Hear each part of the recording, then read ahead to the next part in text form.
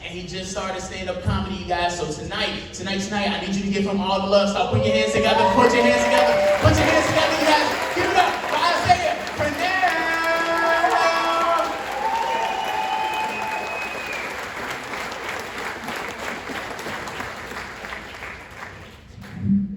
Give it up for Don, y'all. How's everybody doing tonight? Oh, y'all can do better than that. That's good. That's good. Do we have any former coal miners in attendance? Or no? No? Alrighty, I was going to do something special if there was any coal miners in attendance. Huh? Well, I'm from Dane, Virginia, and we've got some people that know where Dane is. Alright, so there's some coal mines around that area.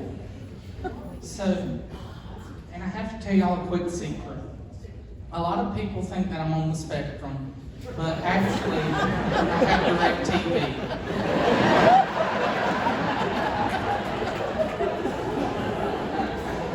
And like I said earlier, I'm from Dane. And y'all, huh? No, I'm from Straight Holler. And y'all said you were from Castlewood? So if y'all don't know this, there's actually a nickname for Dane. They call Dane the taint of the state.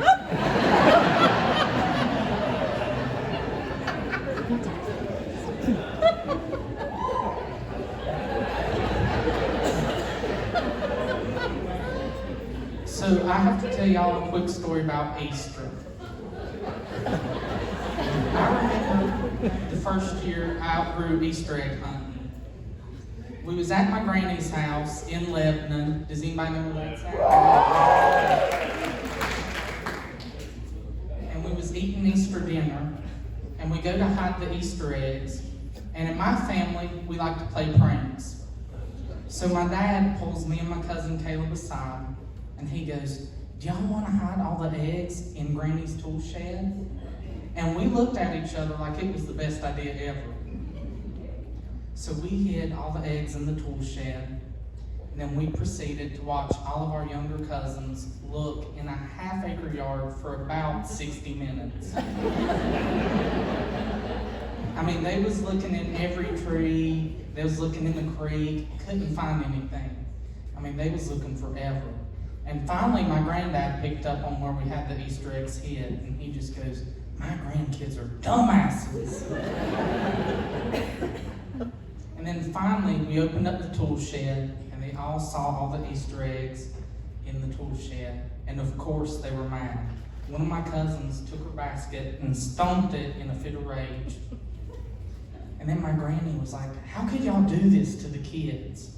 But my granddad, being the OG that he was, may he rest in peace, took a sip of his natural light and held it up in the air and goes, "Happy Easter, bitches."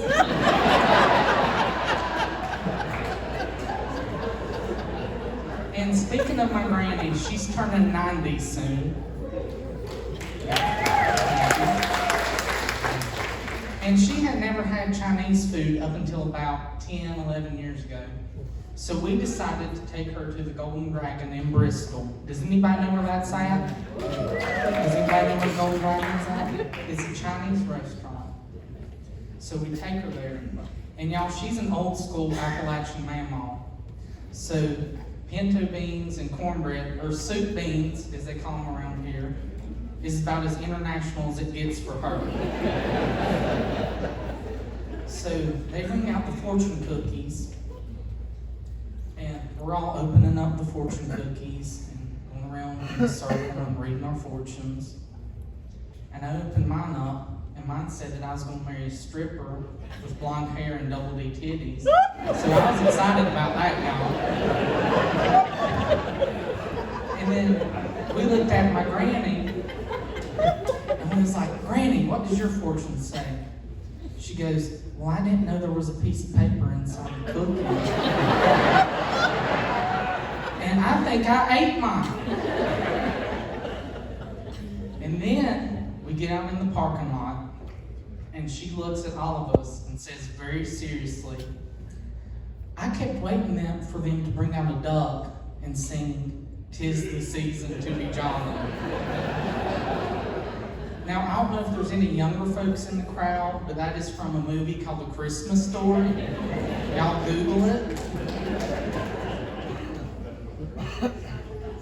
So, I have to talk about dating for a little bit. It's hard for me to find a girlfriend because I'm the definition of an old soul, and I want to date someone that's around my age. But, for example, I'm going to take y'all back to when I was in kindergarten.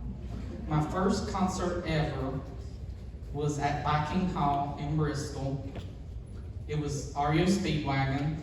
Does anybody know who that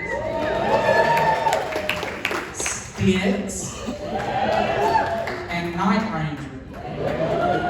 Now this was 2006, so most kids wanted to see like Jonas Brothers or Justin Bieber or whoever was popular in 2006. Not this guy. I wanted to see a bunch of old 70-year-olds potentially break their hip from rocking too hard. And y'all, my favorite song by REO Speedwagon is Can't Fight This Feeling Anymore. Does anybody remember that song? So y'all, I'm a rough and rowdy guy.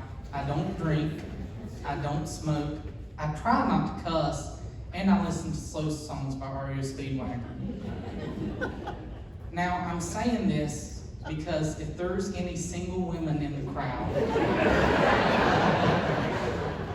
look no further than the 22-year-old Papa.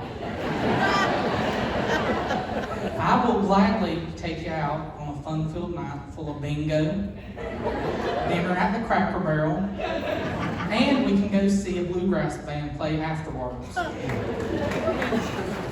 If I don't fall asleep in one of those Cracker